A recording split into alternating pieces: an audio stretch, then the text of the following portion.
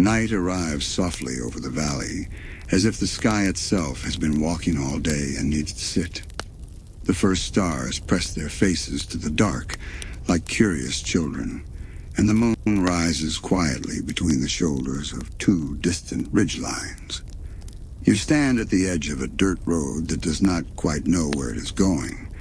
It snakes forward with a sleepy confidence, winding into trees that cluster together like old friends listening to an inside joke they will not explain. The air is cool, a little sweet with sap, and somewhere not far off, a creek is telling its small story to the stones. Welcome to the town that pretends to be ordinary and enjoys being caught in the act.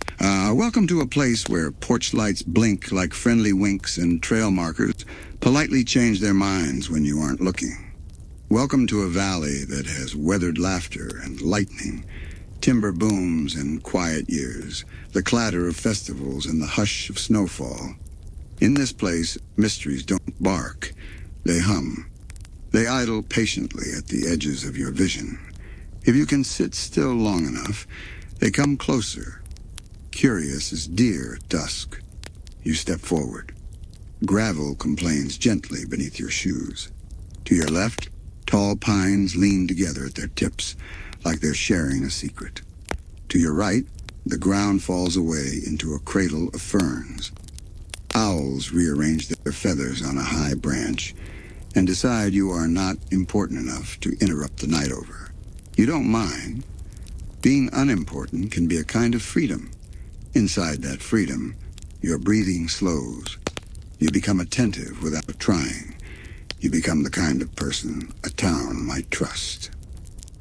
There is a wooden sign at the roadside, hand-painted, the kind that makes promises in friendly letters. A pair of fireflies pause near the sign as if to illuminate the fine print that isn't there. The letters don't need it. They say enough with their warm curves and sun-faded edges.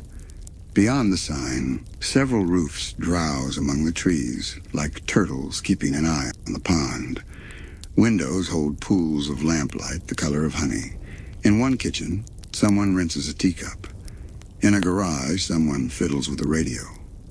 The radio clicks and fizzes and grabs a song out of the night, then thinks better of it and lets the song go. It is good to arrive at night. In the dark, places show you their outlines first, then invite you to color them in. A valley is patient with newcomers. It has had practice. Before the first campfire, there were stars. Before the first fence, there were antlers moving like commas through the fog.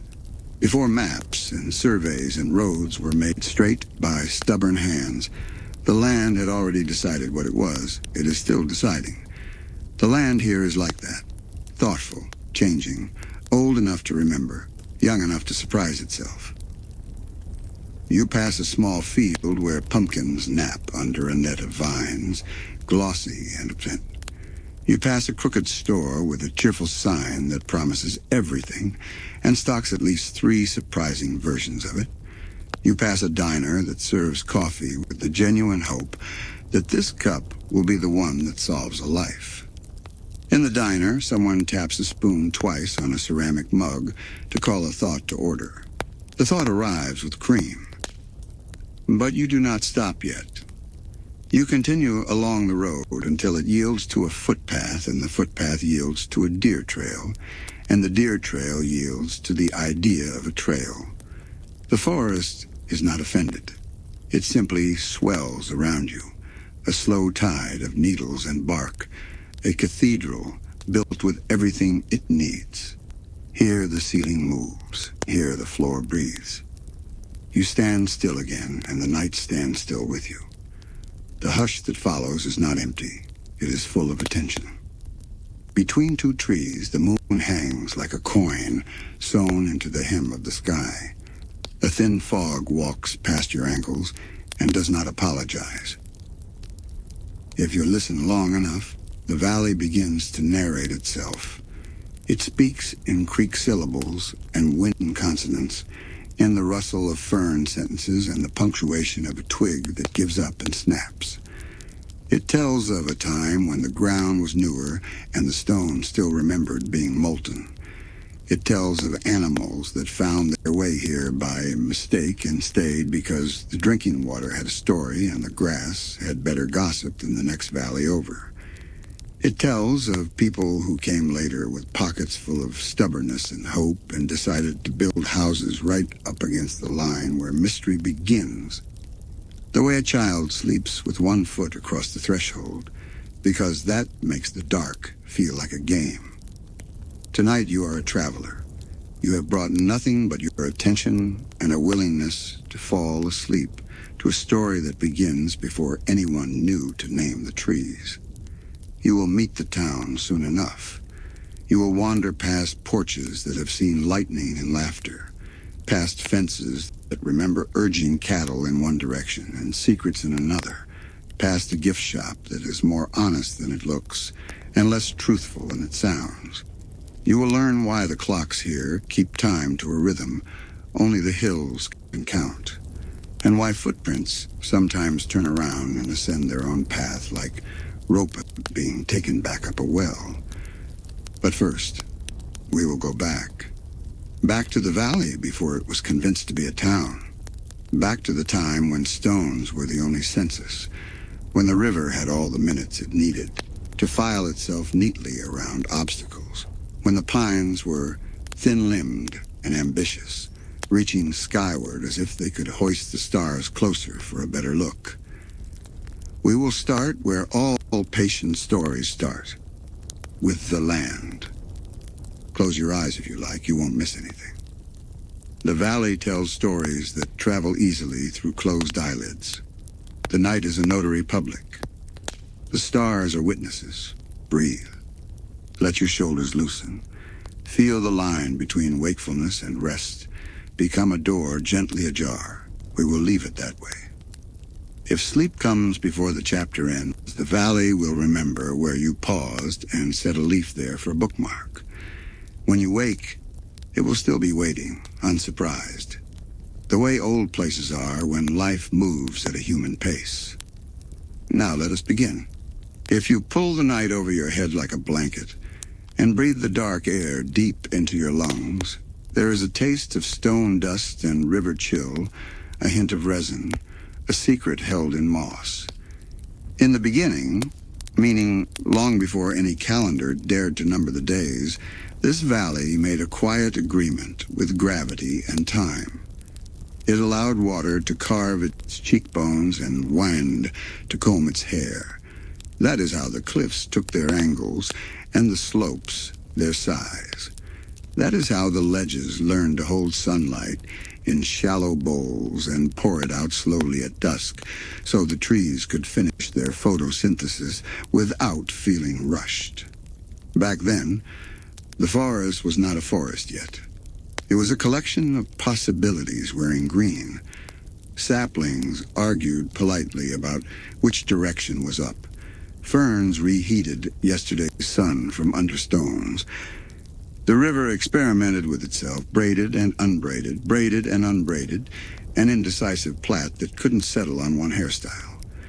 In winter, a glaze of ice wrote the valley in a careful cursive, and the hills signed their names in frost. Animals came and went like punctuation. Elk moved through the low meadows in soft commas. A bear lumbered a paragraph into existence near a berry thicket, and then edited it with a satisfied snort. Foxes dashed an M-dash between two trees and disappeared into their own sentence. Birds carried exclamation points in their throats and used them sparingly. Above them all, a hawk made a period at the end of the sky and then changed its mind and made it an ellipsis. Under the soil, beneath the polite arguments of roots and stones, deeper forces took their time. Pressure practiced patience. Heat learned restraint. The bedrock held old stories in a tight grip, and once or twice in a century, a tiny tremor reminded the valley that the earth below was not finished thinking. The valley never minded. It understood that even the ground needs to stretch sometimes. There were nights then when no mammals were awake, when the only heartbeat was the river's pulse, thudding gently against the sandbar, when clouds raveled and unraveled above the cliffs. When the moon leaned so close, the frost lifted its face to be counted. On such nights, small lights wandered the forest floor. You might call them insects or something else, depending on how your eyes were taught to name things. They blinked on and off in a pattern that hinted at a language.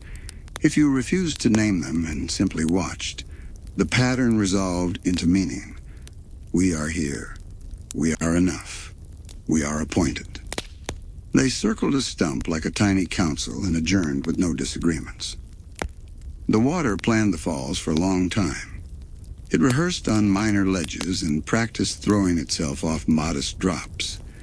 It examined the rock and chose its strategy: persistence. Persistence is gravity with manners. Day after day, year after year, the river shouldered itself against a shelf of stone. When the stone yielded, it did so with dignity, stepping aside an inch at a time, allowing water to become a braid of white ribbons. The mist that rose from that ribbon carried ground secrets to the trees and star gossip to the ferns, and the wordless agreement between rock and water became a sound that could be heard from the meadow and felt beneath the sternum, a continuous syllable that said yes. Long before anyone named the valley named itself in that language, a language of flowing and falling. The sound gathered in pools and then moved on as if the pools were merely deep breaths. Fish, being honest creatures, acknowledged the falls with a flick of their tails. Otters turned the pool below into an alphabet of joy. In the winter, the falls developed a winter voice, a crystalline hush. The ice at the edge looked like a library of curved spines, and the spray froze in midair like an exclamation that had considered its options and chosen to become a chandelier. If you crouched then by the pool at dawn, you would see the first light enter the water and lose its hurry. You would see steam rise in ribbons and wrap itself around cedar trunks. You might notice, if you believed in noticing, that the shadows of the trees were always a little too long, as if they had grown curious and reached. You might also notice, if you stayed very still, that sometimes the reflection on the water hesitated to match the world above, as though the mirror of the pool had a personality and enjoyed being a beat behind. Such hesitations are the polite beginnings of mystery. The valley learned to live comfortably with such politeness. Time passed with the confidence of a slow river that does not need to explain itself. Seasons traded coats. Summer loaned a little heat to autumn, and winter borrowed a bit of clarity from spring.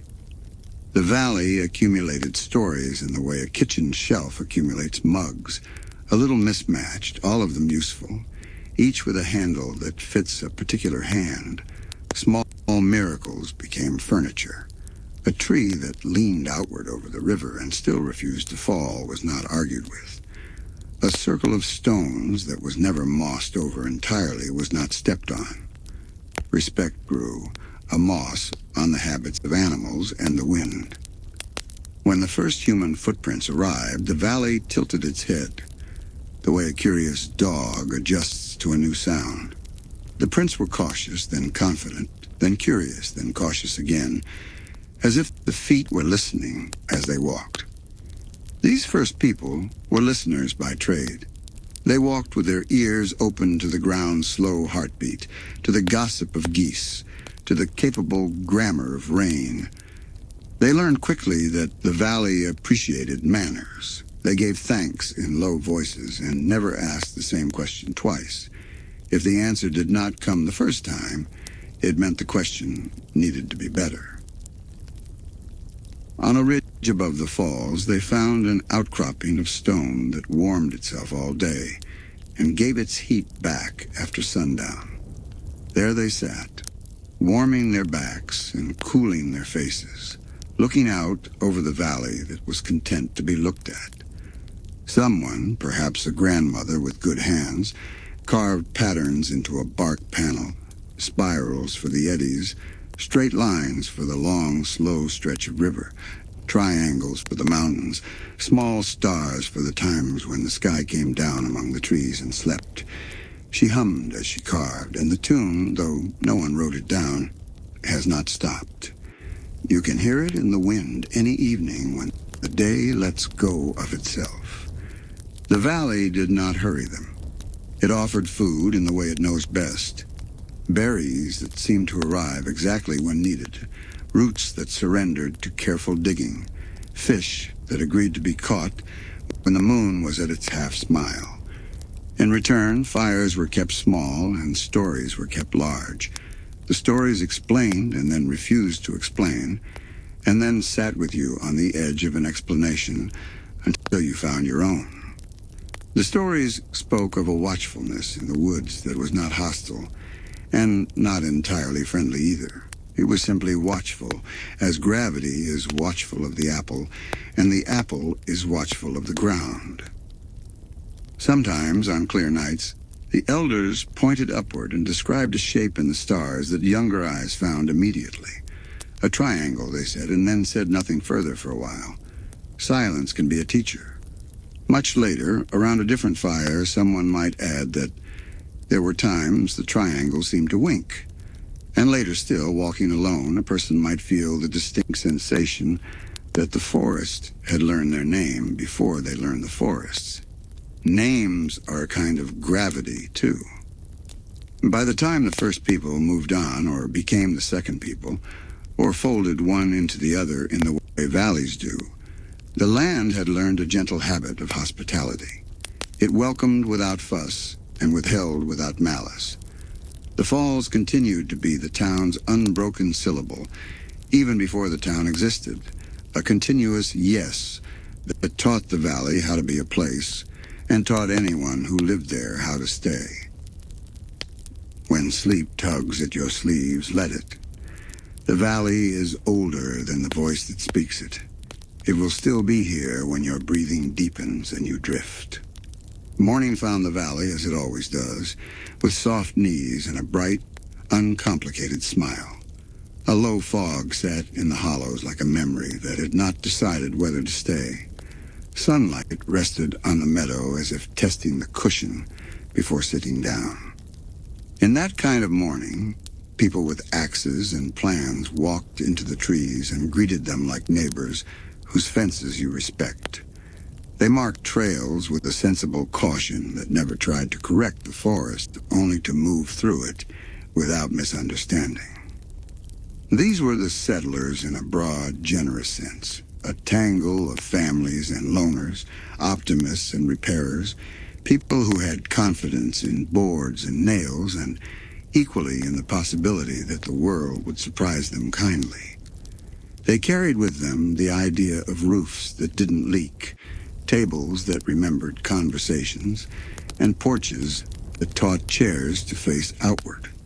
They also carried an unspoken agreement that a strange thing is not necessarily a bad thing, and a bad thing is not necessarily permanent. They chose a place not far from the falls, but far enough to sleep without the river's voice talking them into a dream too deep to wake from. They laid out a clearing by the useful method of removing what was in the way and leaving what was beautiful.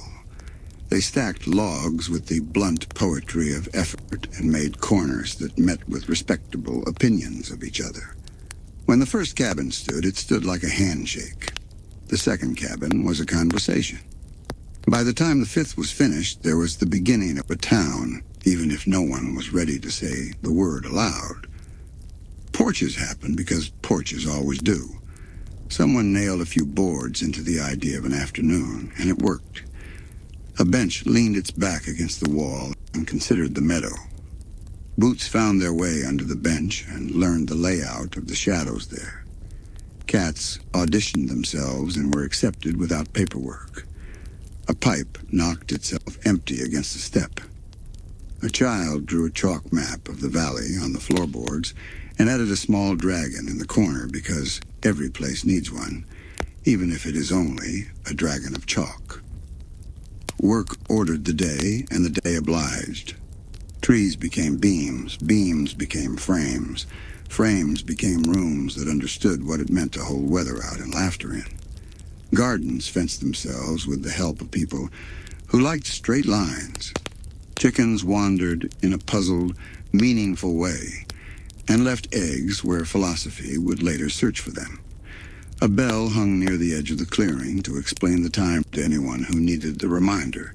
It sounded like a spoon tapped against a sturdy jar, a friendly, practical sound.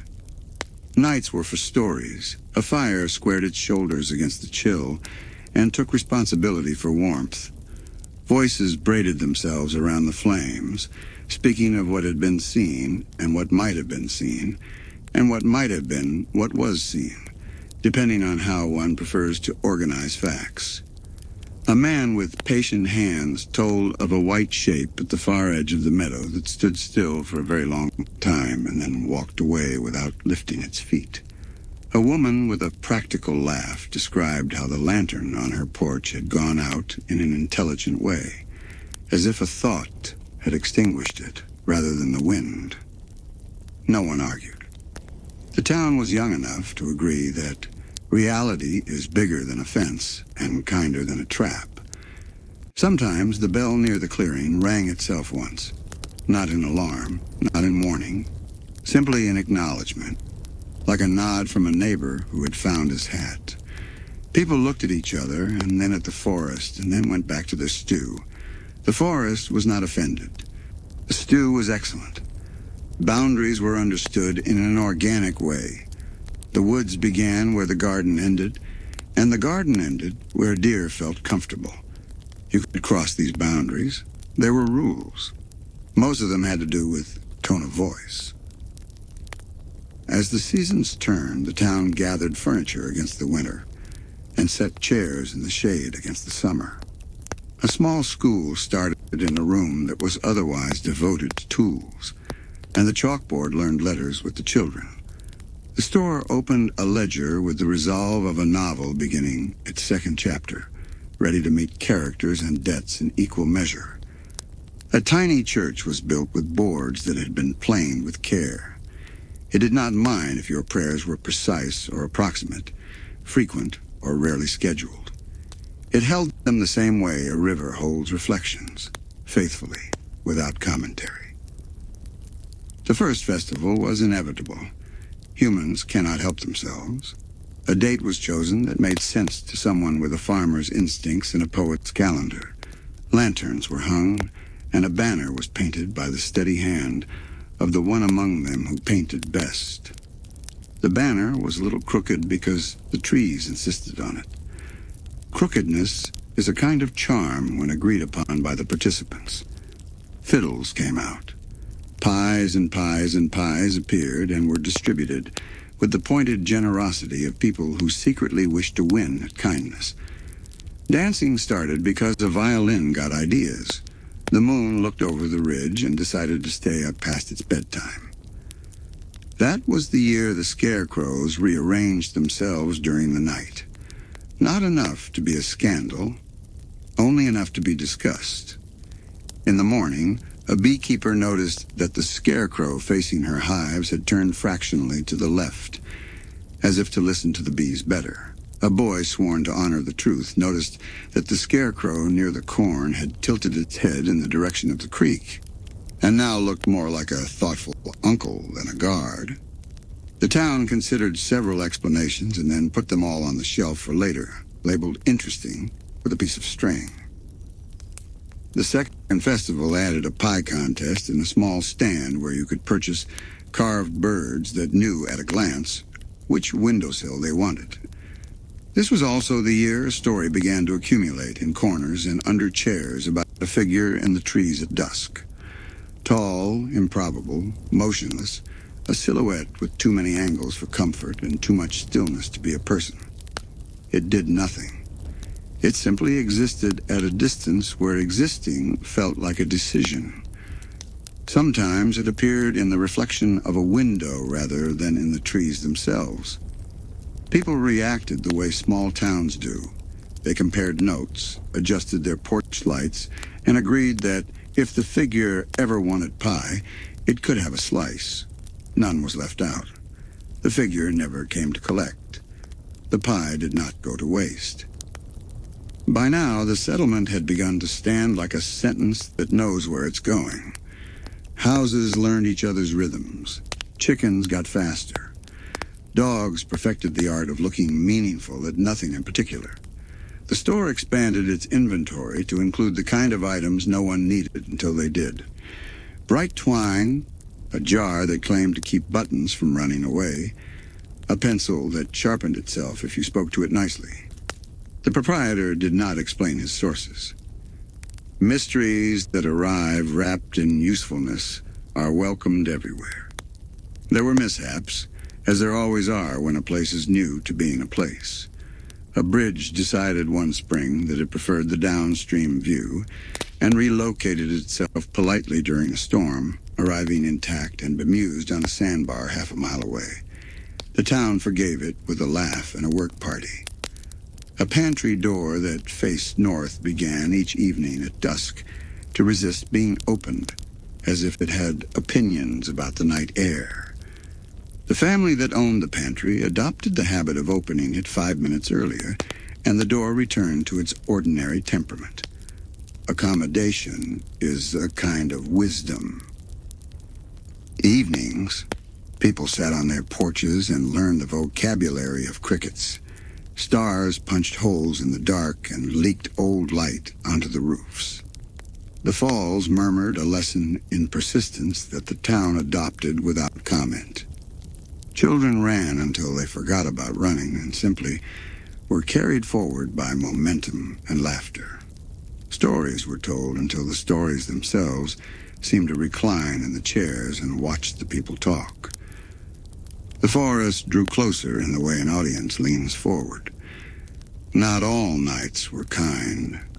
Storms rehearsed thunder above the ridges and then performed it full-voiced over the clearing.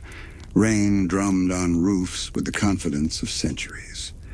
Lightning arrived without an appointment, took a photograph of the town, and left. In the morning, everyone examined the photograph imprinted on the puddles and the smell of wet ash and declared it flattering. The fences held. The creek remembered its manners. The town rewarded the sky with coffee and went to work. If you are drowsy now, that's appropriate. The town was often drowsy even when it worked. It was awake in a way that allowed for naps, and serious in a way that understood jokes, and practical in a way that gave room for marvels to sit at the table. As the sun set, lamps came on one by one, like thoughts in a considerate mind. Somewhere down the road, a building that wasn't a museum yet dreamed of being one. Somewhere up the hill, a workshop listened to the wind and drafted an idea for a machine that would care about the difference between almost and exactly. Somewhere inside the falls, the water rehearsed the sound of certainty.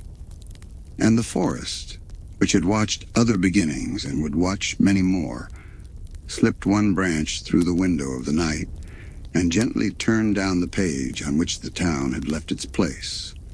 By the third summer, the town had collected enough oddities to require a system. Not a strict one. No one wanted to frighten the mysteries with rules. More of a notebook, really. A ledger with margins generous enough for drawings and pages friendly to corrections. The first entry was made in pencil because pencil forgives. Creatures observed, it said at the top, followed by a date that was honest and a time that was approximate. Someone had a steady hand. Someone else had a good eye for silhouettes. The margin acquired a feather, which the wind had been carrying around for a while and was grateful to rest. They started with what everyone agreed on. In the North Meadow, just beyond the last fence post, lived a group of small citizens who had applied with varying success to be taken seriously. They were tidy, opinionated, and arranged themselves in groups that looked like committees from a distance and like parades up close. They carried flowers in a way that suggested romance and strategy were twins. Their beards were not negotiable. They were charming to children and slightly exhausting to parents. In the ledger, someone wrote, "Tiny neighbors, fond of ceremony, avoids rain, will trade favors for attention." Another hand added, "Will also trade attention for favors." Farther out, in a notch between two hills where the pines bent into a shy arch, a creature with an unreasonably complicated heart made itself known from time to time. Large, a little lonely, possessed of a musical taste that preferred choruses to verses. It kept a cave that was tidy in the way of things that are not truly tidy, but pretend on your behalf. It had the look of a thing that had chosen not to be frightening and succeeded. On calm mornings, the echo of its singing drifted down the slope like soup steam, and the town, which appreciated a good voice, approved. In the ledger, big friend, strong opinions on melody, gentle. Do not borrow his comb. There were others, of course there were. A stag that wore its antlers like architecture and enjoyed standing on ridgelines at times of the day when silhouettes are most admired. A too-many-eyed raccoon that always seemed to be carrying one more thing than it had hands for, which might explain the eyes. A family of foxes with manners so excellent they sent thank-you notes to hen houses after not visiting them.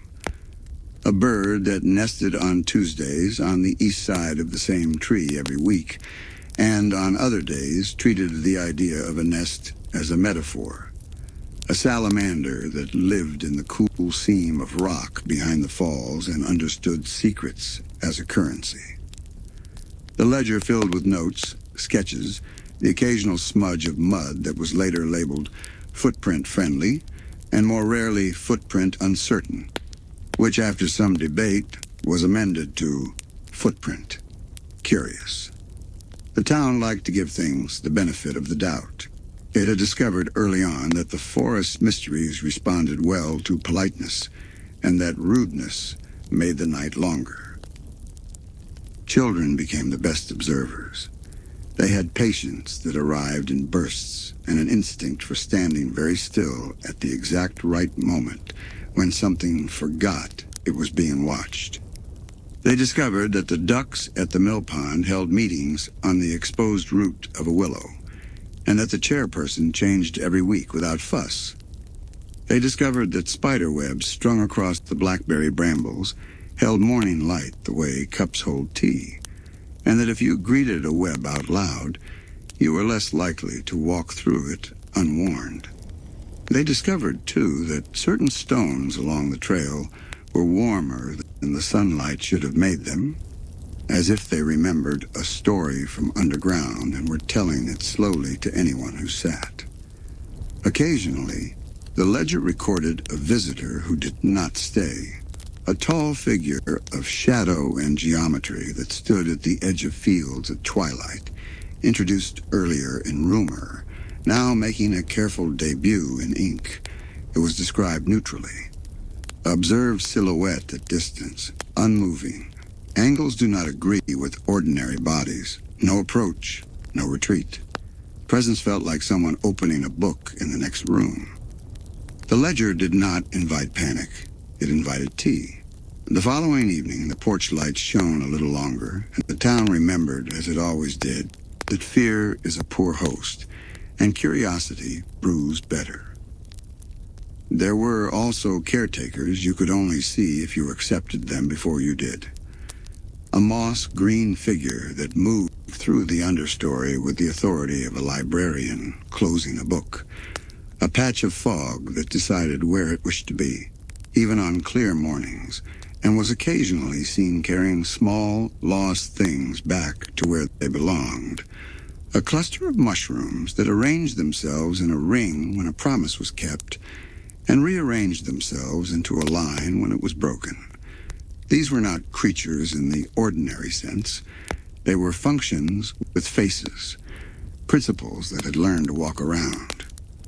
The ledger devoted a page to them and titled it Responsibilities of the Forest, Apparent. And then there were the stories that arrived fully fledged, feathered with detail and perfectly capable of standing on their own legs without support. A lake creature, seen in profile near the deeper bend, whose back made a slow hill in the water and whose breath gathered in soft cotton on cold mornings. The story insisted on big eyes, wise and patient, and a dislike of loud engines. The tale was filed under lakeside etiquette with a note: bring binoculars and your best manners. Another story described a shapeshifter with a sense of humor too sharp for comfort and too skillful not to admire. The ledger wrote this one down with a penciled smile and the warning that mirrors should be consulted twice. As the bestiary grew, the town's behavior arranged itself around what it knew, not rules. Common sense in a place that rewrites common sense with kindness. You left a saucer of milk near the woodpile, not because you expected anyone in particular to drink it, but because gratitude is a practice, not a transaction. You hung a wind chime on the back porch to let the restless night borrow a tune. You apologized to a tree when you bumped into it and meant it, because apologies that don't cost anything are the easiest to offer and the ones the world likes best. Once a month, or once every other month, when harvests and repairs had their own calendars, a few townsfolk met in the store after closing and compared notes. The ledger lay open on the counter like a sleeping cat. They spoke softly, not to keep secrets, but because respect had found a comfortable volume and preferred it. They updated entries.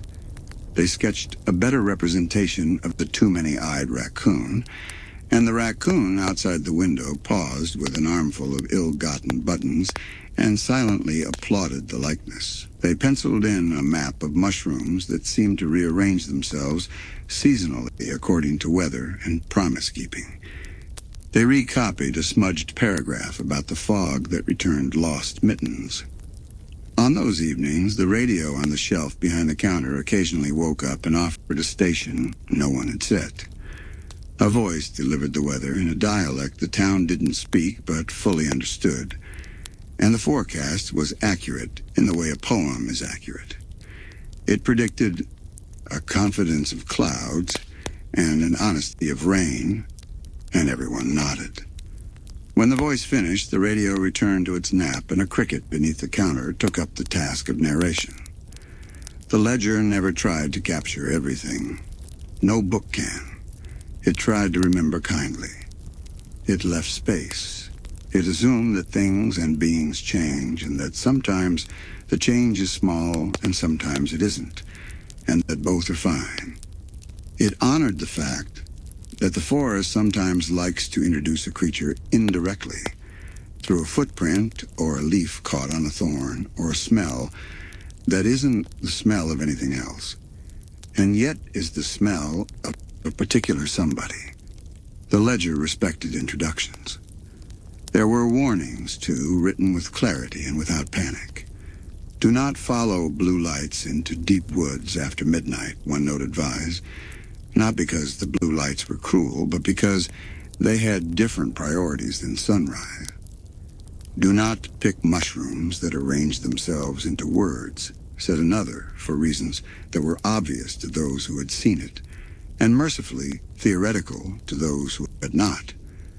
Do not insult the wind, a third admonition suggested, because the wind remembers, and also because there is no good reason to be unkind to anything that can lift a hat from your head. As the town learned its neighbors, the neighbors learned the town. The big singer in the cave developed a fondness for the music nights at the diner, and hummed along from a courteous distance. The lake creature grew used to the way the children whispered at the shoreline and did not mind when a carefully folded paper boat sailed into its reflection and gently broke apart. The shapeshifter, finding the town resilient to mischief and generous with laughter, began to expend its sharper jokes on rocks and stumps, and saved its softest tricks for those who needed a small miracle on a hard day. The sudden appearance of a key under the second flower pot, the return of a lost ring gleaming on the windowsill, the repair of a cherished toy by hands that were not hands.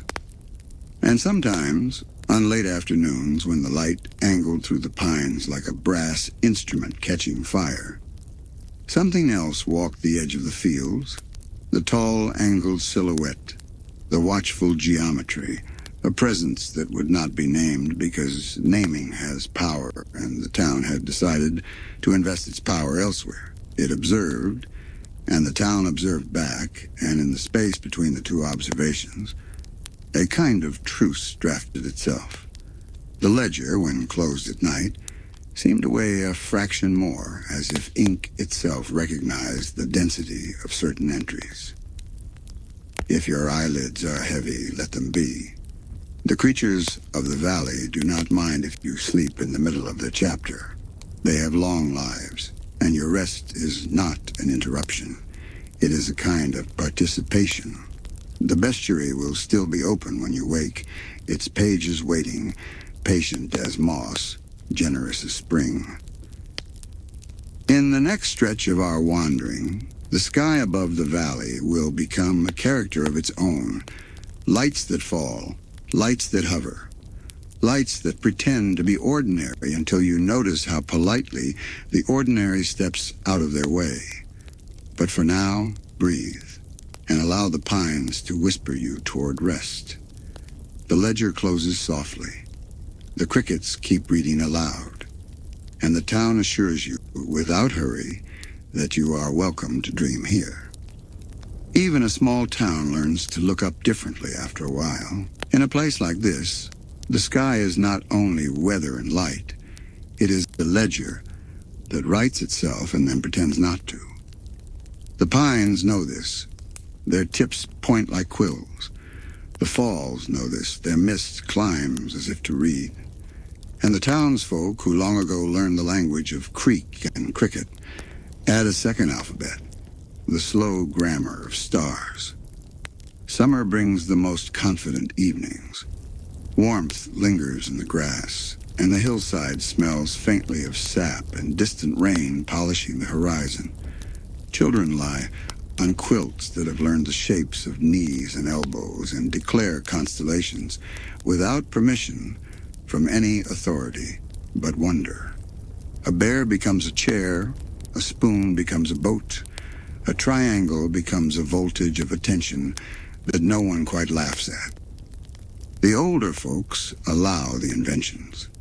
They know that the sky likes to be named in more than one language, and that certain triangles do, from time to time, behave as if naming were a mirror they cannot resist.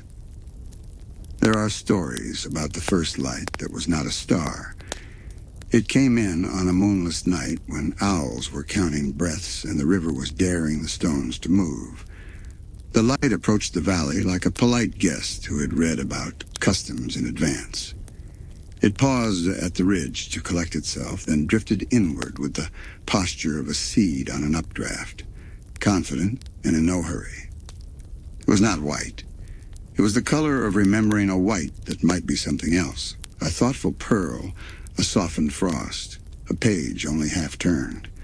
It hung above the north meadow and hummed in a note the crickets did not object to. The cows, who understand daily revolutions better than anyone, lifted their heads and nodded, which is as close to applause as cows come. When morning rode its gold across the hills, the light was simply not there, the way a bookmark is simply elsewhere when you are already on the right page. Later, other lights arrived with their own temperaments. Some skimmed the tops of the pines, teasing the cones into ripeness with a sound like a distant kettle deciding to boil. Some hovered so high, the moon itself looked over its shoulder to see what they were considering. One traveled horizontally with such slow certainty that the town had time to fetch chairs and pie and the good thermos before it reached the end of the pasture. No one chased it. Chasing borrows trouble from tomorrow. watching lends attention to now. The storekeeper added a page to the ledger titled Sky Unscheduled. Beneath it, neat lines, dates, times, positions, colors, behaviors, the degree to which dogs barked, the degree to which wind ignored the entire event. A column for feelings evoked appeared, half as a joke and half as a dare. Responses gathered. Curiosity, calm. Like a door with one hinge well oiled, a memory I haven't had yet. One entry read simply, expected, which the others admired for its bravery. The sky's secrets are not all lights.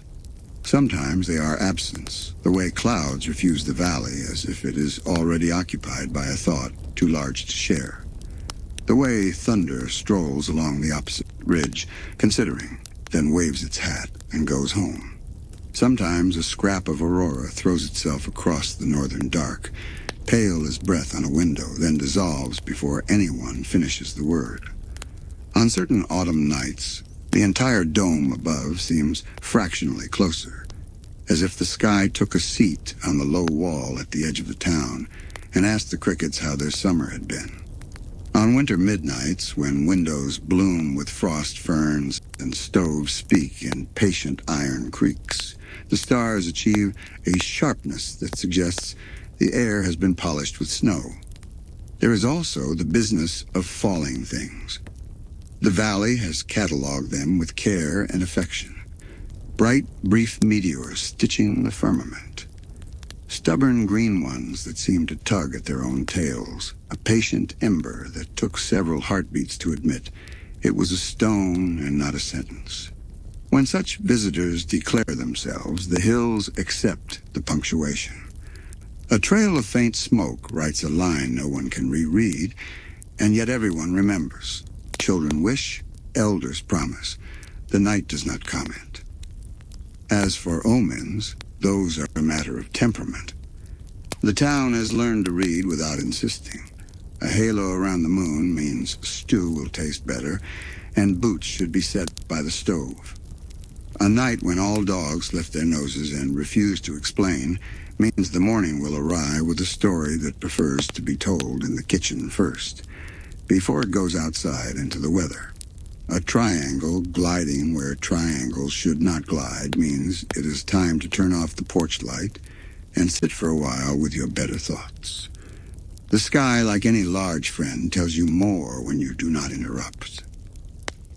Every so often, a different kind of message arranges itself. 3 faint points in a strict line, a pause, then one flash off to the left as if a shy companion's keeping watch.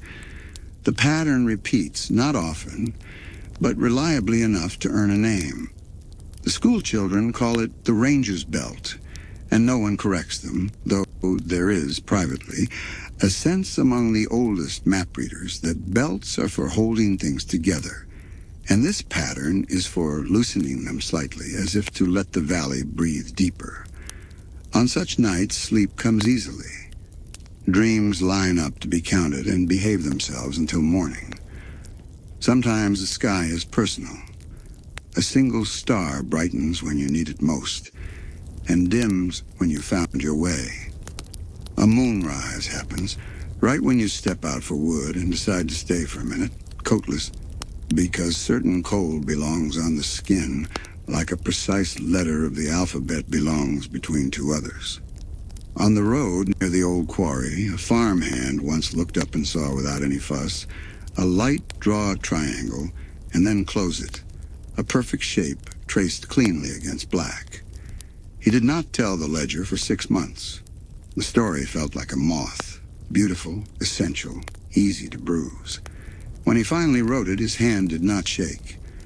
The triangle belongs to more than one world, he added, and the page, which had felt thin for years, thickened. On winter solstice, the town holds a small gathering at the edge of the meadow where the horizon is generous. No speeches, a thermos or 2, hands shared around a lantern as if the light were a loaf of bread, eyes soften. Breaths grow visible and opinionated. They do not expect anything. Expectation is narrow, attention is wide, and yet it happens often enough. A slow, deliberate drift of brightness, a patient star teaching a line to be a curve, a recognition that the sky is not a ceiling but a conversation made of distances. When it is over, they say goodnight the way you do after the best sort of visit, quietly with gratitude and no urge to explain. If you find your eyelids lowering, let them. The sky continues, whether seen or slept through. That is its kindness. In this valley, even the clouds keep confidence. And somewhere above the tallest pine, where cold polishes the air to a ringing clarity, the quiet geometry of attention waits, a triangle that knows your name and will not use it without permission. Every town adopts a family to represent its argument with fate. Here the Pines line volunteered, or was volunteered by the centuries, or simply grew in the shape the valley required. Stubborn roots, curious branches, wood that knows both how to bend and how to hold. Begin with the older stories, the bark-deep ones. A great-grandparent with hands like maps and a laugh that made nails feel confident. A great-aunt whose recipe for jam resolved more disputes than the judge. An uncle who measured board feet by eye and always left a thumbprint in the varnish. Not by accident, but as a small, deliberate signature. Here is the human in the wood. Their names are the kind that feel right in the mouth when read off a mailbox. Their photographs, sun-faded and severe, still manage to grin if held at the right angle. The family's house, one of them anyway, stood with a sensible tilt in the backyard and a chimney that practiced argument in winter. On the porch, a row of boots sorted themselves by honesty. Inside, the kitchen knew how to hold heat and secrets in separate cupboards. The family tree lived there too, not as a chart, but as a practice. Elders passing down the art of looking at a broken thing until it admitted how it wished to be whole. Children learning the soft tread that keeps floorboards from complaining. Teenagers discovering the sturdy joy of finding trouble and then outsmarting it with kindness and a plan. Two boys came along whose names rhymed more than their lives did. Twin lines on the same page, one written with a drafting pencil that never dulled, one scrawled with a marker that bled through 3 sheets and still had more to say. They loved each other the way a hammer loves a level, conflicted, essential, improved by being together, and sometimes impossible in the same hand. The careful one learned to listen to silence until it told him where the screws were. The reckless one learned to talk to strangers until they were not. Between them, a current. Curiosity alternating with audacity until the bulb lit and stayed lit. They grew up in rooms that smelled of sawdust and books and a certain kind of glue that only works on inventions. They made promises, as twins do, that time would later hold them to. They fought, as twins do, and then invented apologies strong enough to roof a barn. They faced the family gravity. A pull toward puzzles, machines, the sort of problem that kicks back, the sort of solution that makes messes and then makes sense. The kitchen table bore the scars, rings from cups, grooves from tools, a burn no one confessed to. And in those scars you could read the script of a house learning to hold what it could not contain. Years turned. One boy chased horizons with a measuring tape. One chased laughter with a crowbar. Both caught something. Both lost something. Both returned to the tree from time to time with hands that had learned their own weather. Their parents aged in the way sturdy people do, slowly with jokes, and taught the house how to forgive doors slammed by teenagers who were really slamming the future and were forgiven by supper. Later still, another generation arrived carrying summer in their pockets. 2 children with eyes that cataloged and hearts that scheduled wonder. They took to the valley naturally, the way swallows take to eaves. The boy counted questions like fireflies in a jar and let them all go again at bedtime, only to catch more in the morning. The girl knitted the town together with bracelets and boisterous affection, a diplomat whose embassy served glitter and truth. They found, as children often do, that the family tree is also a ladder, and they climbed it, into attics where dust keeps confidences, into trunks where journals learned their weight, into memories the grown-ups forgot to guard. The house grinned and made room. Around them, uncles and aunts and those who might as well be. A handyman with a heart made of helpfulness and soda. A red-haired friend who learned to lean against summer and mean it. Neighbors who appeared with pies at exactly the right times, because the valley teaches such timing if you stay. The family drew circles wider than blood and called everyone inside them ours. The town nodded. Ownership, correctly understood, is a way of saying responsibility and delight in the same breath. The tree carried storms. Families do. Season after season, decisions arrived that no one wanted and had to be made anyway. Apologies were attempted, failed, tried again. Pride did arithmetic and got the wrong answer, then went back to school. A secret built a chair at the table and sat there for years pretending to be a coat. And still the tree held. Branches flexed. The trunk remembered winds it had survived and kept those memories in a low hum only other trees could hear. Ask anyone, what defines the pines? Most will say persistence with a grin. Some will say ingenuity said in the tone you use for a compliment that has bandages in it. A few will say love in a voice that has rehearsed the word and still cannot say it without a pause. The family themselves will shrug and point at the day's list. Fix the hinge, fetch the mail, make the soup, check the traps of various kinds, keep the kids from turning the lawn into an experiment that requires the fire department, apologize when apology is due, get some sleep, try again tomorrow. Every family carries a myth it is not decided on. For the Pines, it is this, that when the world leans too far toward the odd, someone in their line hears the lean and puts a shoulder under it, not to stop it. Oddness is a kind of fruitfulness here, but to steer it away from the kind of trouble that makes children cry. Maybe it was always true. Maybe the valley chose them because they were loud and loyal and funny and unkillable in the way of weeds and laughter. Either way, the tree stands. Its rings tell the story year by year, polite and specific, while its leaves whisper a more immediate news that certain twins can fix what they broke, that certain children can love the breaking into being brave, that certain houses learn the union of secret and shelter, and choose shelter. If sleep finds you, it will be welcomed at this table. The family knows how to set a place for drowsiness and keep a conversation soft enough that you can drift without losing your seat.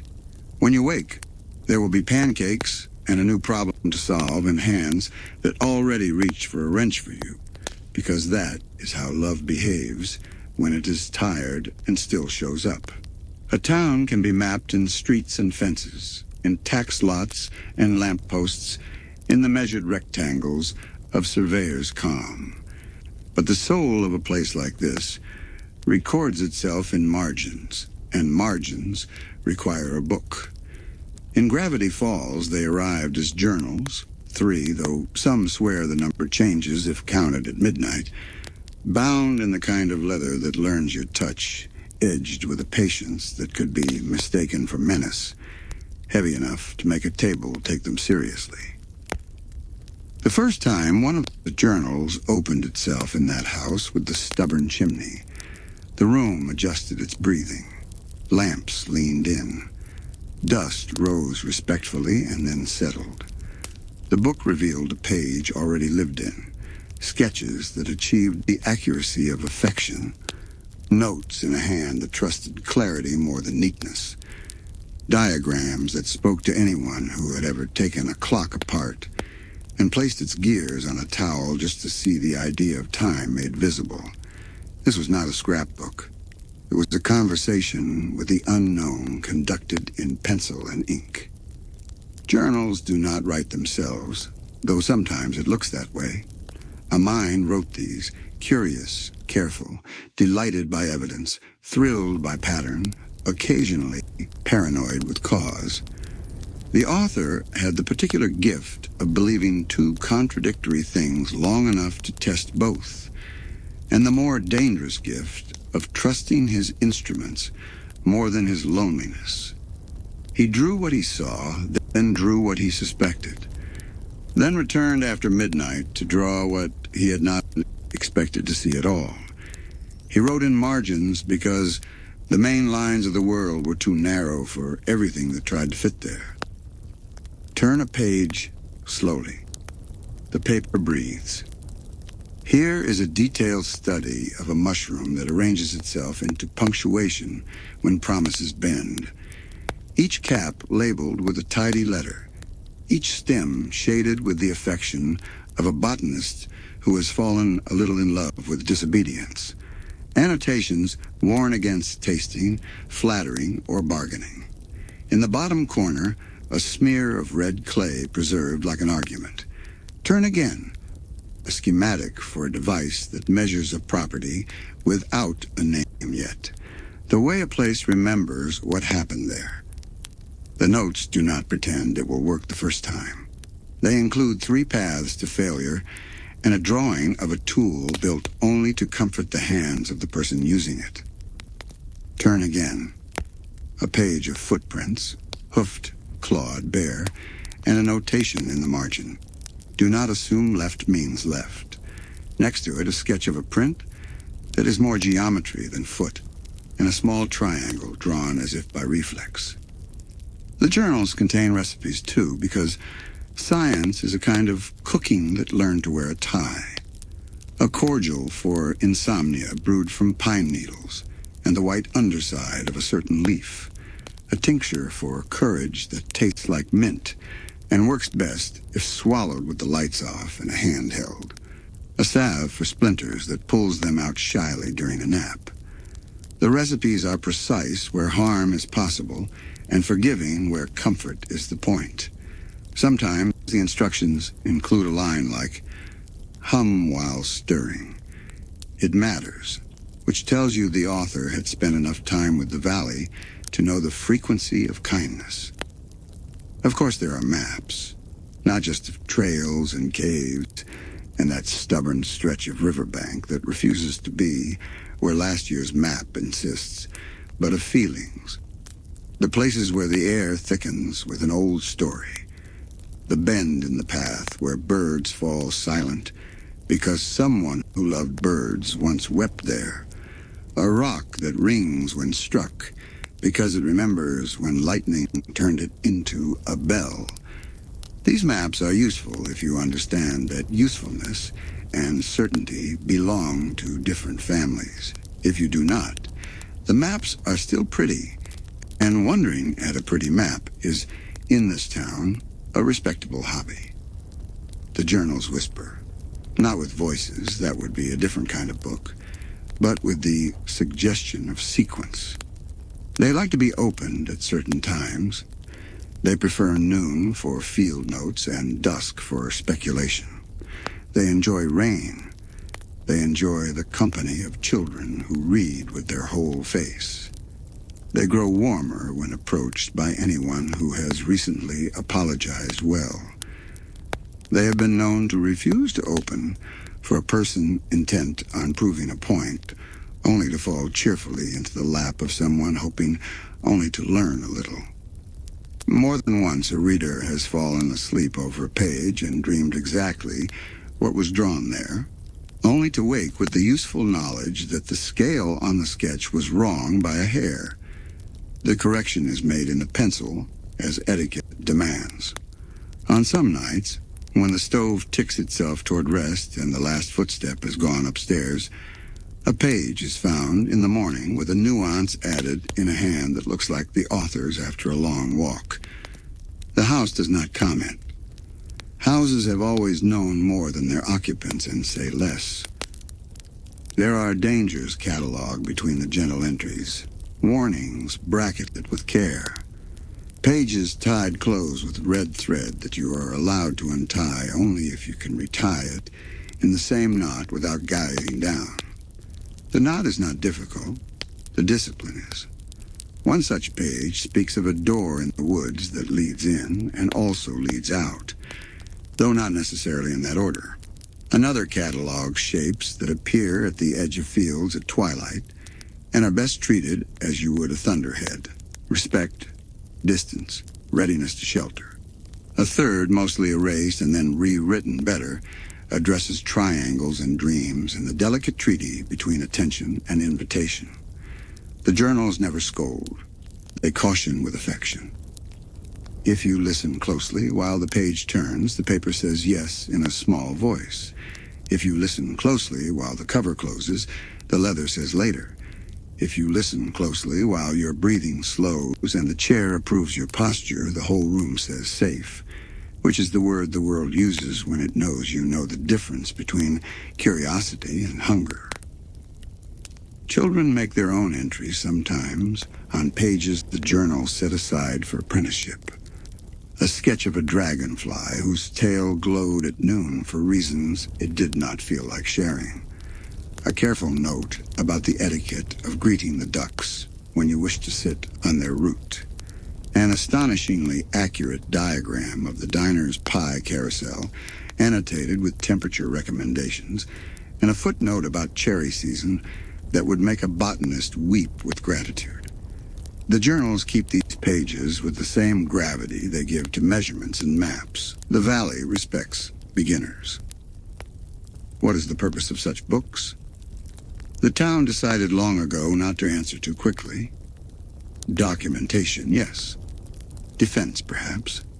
Delight, certainly. But mostly, companionship for the mind that walks into a forest and feels a door open where no door is, and chooses to step through, and chooses to bring back bread, and chooses to leave the door ajar for the next person. The journals are a record of that choice repeated over years, stitched together with experiments and tenderness, and the occasional error mended properly. If drowsiness has taken your hand by now, the journals will hold your place.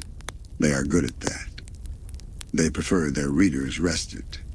And when you wake, they will be heavier by exactly the weight of the dream you had, because in this town, dreams are evidence too, and evidence deserves binding. In the next stretch, we will return to the wider town, its legends, its festivals, its everyday magic. But for now, close the cover gently. The leather will exhale. The lamp will nod. And somewhere in the spine, where stories remember their bones, the word we keep hearing in this valley will hum again. The word that teaches water to fall and people to persist. Yes. Every town keeps a drawer of stories that never learned how to close. In Gravity Falls, that drawer is half the size of the town, and opens by itself on damp afternoons. You don't need to pull. The wood knows your curiosity and makes room. Inside, fishing line that remembers something heavy, a photograph that refuses to go out of focus, a ribbon from a long-ago fair that smells faintly of pine and lake water, and a folded map where the trails redraw themselves when no one is looking. People reach in, take a story, and return it slightly larger. The drawer doesn't mind. That is its purpose. Start at the lake, because most legends here eventually wash up at its edge. There's a shape beneath the surface that appears when fog is honest and engines are shy. Those who have seen it say the back rises like a slow hill and falls like a patient breath. The eyes, when visible, are round and undecorated, the kind that belong to old animals who have survived by watching carefully and not by arguing about facts. The town calls this one by a dozen names, each kind, each reluctant to sound like ownership. The best advice is simple. If you go out early and the water is holding its mirror steady, leave a small wake, cut the engine when you can, and bring a thermos with something warm and respectful in it. If a ripple moves against logic, nod back. If a shadow passes under the boat, and the boat decides to be very still, drop a crumb of bread into the water as a joke and a thank you. The lake likes both. Follow the river past the bend where driftwood collects like letters looking for a word. There, a story waits in the cattails. It begins with the lantern seen swinging along the far bank with no person attached. It continues with a voice that sounds like someone who can whistle and talk at the same time. The voice says only one thing: home. In a tone that is not a summons and not a warning, merely a direction you could choose if you wished. Many have walked toward it and found themselves at their own gate a minute later, puzzled at how the path shortened itself. The ledger calls this phenomenon river courtesy. The elders call it a blessing that minds its business. At the edge of town, beyond the last mailbox that still gets letters from cousins and catalogs for storms, there's a narrow road that refuses to be straight even when someone asks it nicely with gravel and string. On this winding strip, an old truck drives at sunset on certain days of the year, coughing politely and keeping to its lane as if manners were part of the engine. No one's ever seen the driver. No one's ever seen the truck up close. It turns off into a stand of birch where no drive exists and disappears without the courtesy of a taillight. The story says the truck hauls the feeling of coming home late after a shift and knowing a kitchen light is on. Some nights you can smell coffee as it passes, the good kind that forgives a long day. The woods keep their own ledger, rings, knots, scars, and sometimes speak with mushrooms. A fairy ring, people say, and then correct themselves. No, not that. More like a council meeting chaired by a toadstool. The ring appears where promises were kept. The line appears where they weren't. If you happen on a ring, step wide, not because something bad will happen, but because respect is the only coin that spends well in a forest. If you happen on a line, step wide and say, I am trying to do better. The mushrooms do not answer, but the wind makes a small note in your favor. The old mill, the one whose wheel lifts water and puts it down again with a sigh, has a rumor trapped in its rafters. On winter mornings, when frost writes its serifed alphabet on the windows and the stove downstairs is counting the seconds between crackles, a song climbs the stairs. Not a melody anyone recognizes, not a tune meant for human throats. It's the rhythm of boards settling and ropes remembering. The mill doesn't mind the company and does not lock the door. The sign out front reads closed because signs live tidy lives. The mill itself is not so strict. If you sit on the step with your hat in your hands and your feet behaving, you might hear the last verse, which sounds exactly like wood preparing itself for another century of being useful. On Pioneer Day, among the booths that serve stew and stories in equal ladles, there is always an empty space no vendor claims. It is not large. It sits between a blacksmith demonstration and a table selling jars of jam that taste like someone found summer's coat pocket and tapped the lining. Children wander into the empty space, giggle, and wander out. Grown-ups go around it the way adults do when they sense something is not for them. No one agrees on what it is. Some say it's a pause the town takes to remember every name its streets have had. Others say it's where a door once stood. The sheriff says quietly that it is where a door might stand again if asked correctly. There is no sign. There is no fence.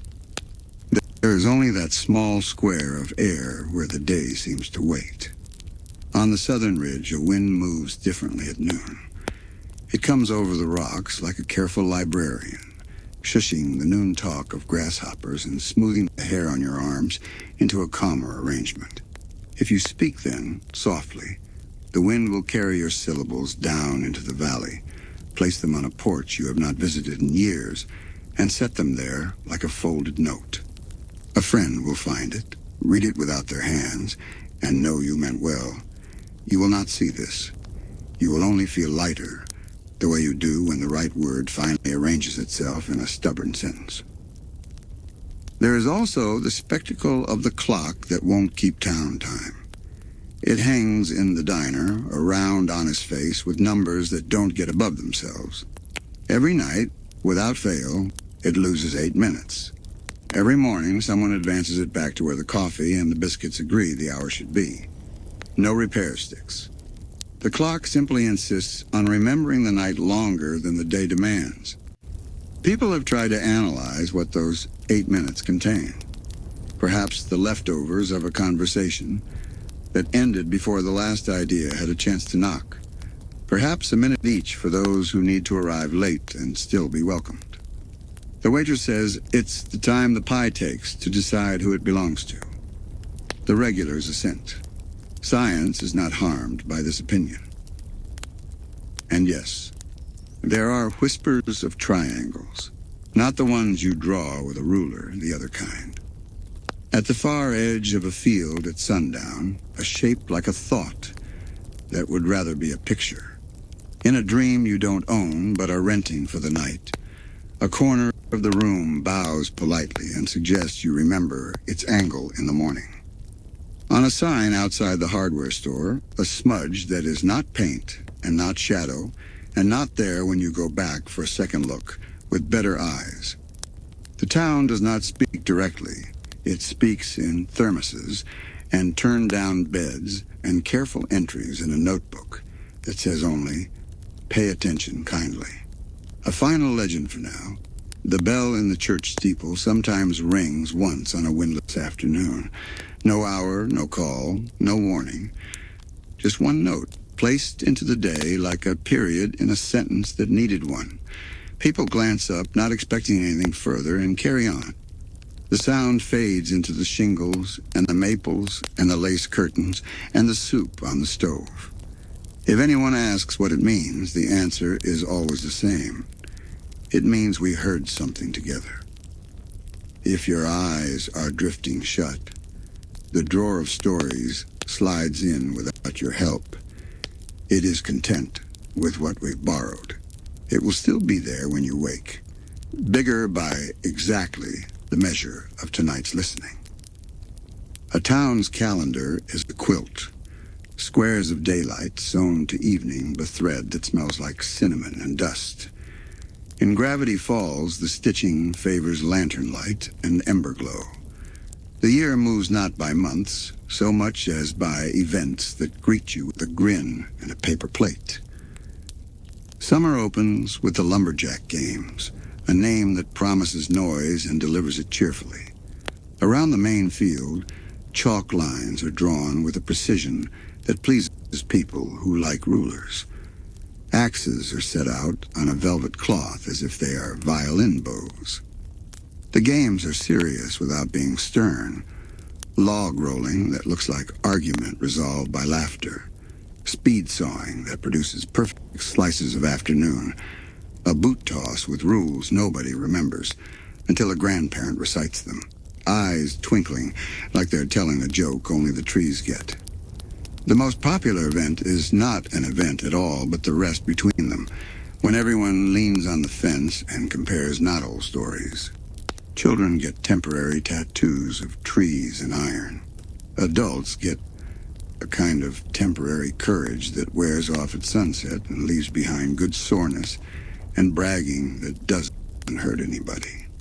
Then comes Summerwing, a holiday that keeps October's spirit in a July drawer and pulls it out with both hands. Pumpkins glow with a mischief that is happy to be seasonal twice. Costumes arrive with a mixture of seriousness and chaotic glue. There is a parade, but the parade behaves more like a suggestion than an order. It bends around porch steps where an elder waves with the slow authority of experience. It pauses so a cat can cross the street like a mayor inspecting improvements. The lantern walk at night is the truest part. A river of small lights, some carried by little hands, some by weathered ones, some by people who learned recently that light can be a companion you carry carefully for others to see by. On the hill, looking down, the lantern stream looks like a sentence the town writes once a year to remind itself that fear can be made friendly. Pioneer Day arrives with good bread and too many hats. There is music that remembers steps your feet didn't know they knew. Booths bloom along Main Street like late flowers. Behind one, a man in suspenders demonstrates a hand-cranked radio that will not pick up any station, but reliably broadcasts the day's kindnesses. Behind another, pies are judged with a gravity that would be funny if it weren't so sincere. The rules for pie are posted every year on a board no one reads, because the rules are always the same. Enter what you made with your heart and your hands. Accept that someone else may prefer their mother's recipe and be right. Eat your neighbor's slice like it was made for you. At dusk, the fiddles take over and the street becomes a dance floor. Even those who do not dance sway slightly at the edge and find they have forgiven something. The 4th of July find the lake doing what lakes do best, pretending to be simple while reflecting a complicated sky. The fireworks are modest, colors that don't shout, crystals of light that unpack themselves and vanish before anyone can say, again. The real show is the echo that rolls over the hills and returns as a softened boom like a heartbeat remembered. Children cover their ears and then uncover them, curious about bravery. Dogs rest under blankets and receive commentary from kind hands about how everything is fine. The town agrees. The sky agrees. The lake keeps its counsel and shows everyone twice what they are already seeing once. Autumn folds the edges of the days inward. The fall fair smells like apples deciding to be cider. Stalls offer wool, wooden toys, jars that trap summer, quilts that understand conversation. At the far end, where the field curves toward the pines, there is a small stage. Stories are told there by anyone who wishes, with a crackling microphone, and the occasional interruption by a crow who thinks it has notes. The best stories are often the smallest. How a lost glove found its pair. How a fence learned to keep deer out and secrets in. How the post office keeps a box for letters mailed to future selves and delivers them on foggy mornings. People clap for the endings and then keep clapping for what the endings leave open. Winter brings quiet days with loud spices. The holiday market grows under strings of lights that make the whole street look like it is wearing jewelry on purpose. You can buy gifts, yes, but the real commerce is in greetings that polish the cold from the air. Carolers attempt harmonies that make the snow pause. Inside the diner, someone anonymous pays for someone else's breakfast with a note that reads, "For the year that surprised us." At the church, instead of a pageant, there is an evening with hot chocolate and a table piled with blank cards. People write to those they miss, and to those they almost forgot to miss, and to themselves from the spring. The cards are placed in a basket, and the bell rings once. The notes are not mailed. The town holds them in the rafters until their words have done their work. There are smaller observances, too. The first thaw ribbon is tied around the oldest maple when the sap begins. Whoever ties it gets to declare the first pancake breakfast and is granted 3 requests by the griddle. 2 practical, heat and patience, and 1 mysterious, the right person at the right table at the right time. The tug of war with spring is a yearly match on the creek bank. Town on one side, the season on the other. No one wins, which is the joke and the truth. The rope is pulled, the mud approves, and afterward everyone shakes hands with the water. Some traditions have wandered off. The candle float used to send tiny boats with tiny flames along the river. One year the boats chose not to behave, extinguished themselves early, and drifted together as if they were considering a different job. The town took the hint. Now, on that night, people leave a saucer of water on their windowsills and drop in a penny or word they're finished with. In the morning, the saucers are slightly lighter, and the pennies, if you look closely, remember the moon's face. There is also the midnight read, which isn't on any calendar because it doesn't need to be. On the longest night, a handful of people bring lanterns to the gazebo by the library and take turns reading from books that smell like cedar and thyme. The rule, because there is always exactly one rule, is that you must stop before the end. Leave the story breathing. Let it finish itself in those who listen. When the last reader closes the cover, all the lanterns dim together, not by plan, but by habit. Everyone goes home in aware silence. In the morning, the librarian finds a stack of returns that were never checked out and reshelves them in sections where they make the most sense, which may not be the sections they came from. And at year's end, when the falls grow their winter voice and the sun keeps banker's hours, the town celebrates the staying.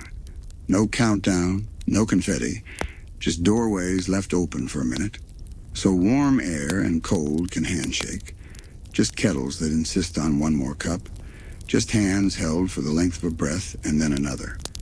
To stay, the ceremony suggests, is also to move inward toward each other, toward the quiet that keeps a place from coming apart. If you're drifting, drift. Festivals are the town's way of keeping you awake gently until sleep is safe. They end with sweeping and dishwater and contented spines. The next morning there is always a banner to fold and a lost scarf to return and a small, specific happiness when the street looks ordinary again. Some customs end with a bang. Others end the way a candle ends, by finishing what fuel it has and then offering a little smoke that smells like memory. Gravity Falls has let several go, not in anger, not in neglect, but in the soft, proper way a town tidies itself without losing its soul. There was the noon whistle, once blown daily from the mill roof. Its job was to divide the day neatly in two and to fetch people from the field with a sound that taught soup to expect company. For a long while it worked. Then slowly, the town learned to read the sun and the stomach without the whistle's intervention. One spring, the whistle didn't blow. No one noticed until that evening when someone said, "Was there lunch?" And everyone laughed and realized there had been hands and bread and a jar of pickles and the same good talk. The whistle hung quietly after that. It was not sad. It had done its duty so well the town didn't need it. Retirement is a kind of victory. The candle walk of the orchard began as a promise kept to the trees. In late winter, when the branches looked like careful handwriting against a white page, families would wind a line of candles through the rows and thank the orchard for last season's sweetness. They would tell the trees what had been made with the fruit, pies that shut up arguments, jam that mended mornings, a cider that convinced a new couple to write their names in the same small future. Over time, the path through the rows grew harder to follow. The families grew busier. Electric strings of lights learned how to pretend to be candles. The walk became shorter, then occasional, then a story. The orchard did not withhold. Trees are patient.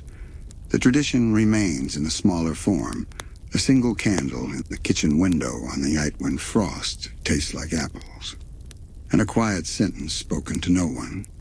Thank you for growing. In the earliest days, the town marked the first thunder with a small porch dance.